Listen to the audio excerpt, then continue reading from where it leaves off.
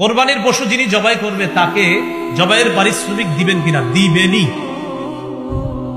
জবাইয়ের পারিশ্রমিক দিবেন, আপনি জবাইয়ের পারিশ্রমিকটা দিবেন। আমার বয়ান শুনে অনেকে হয়তো কমেন্ট করতে পারে যে হ্যাঁ মনে হয় এর জন্য বলছে। আমি আমার জিন্দিগিতে 2টা পশু ক্রয় করছি, মাত্র জবাই করছি জিন্দিগিতে 2টা পশু। তার মানে আমি আমার জন্য বলছি না, এটা অধিকার, এটা সঠিক কথা, তাই বলছি। কোরবানির পশু যিনি জবাই করবে তাকে পারিশ্রমিক দিবেন, এটা হাতের কষ্ট, এটা জবাই করা অনেক কষ্টের ব্যাপার। এই জন্য যারা জবাই করবে তাদেরকে দিবেন।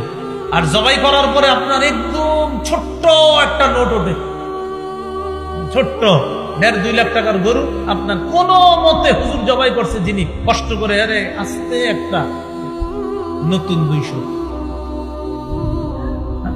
এটা তো আপনার শরম করা উচিত ভাই, সত্যি বলছি।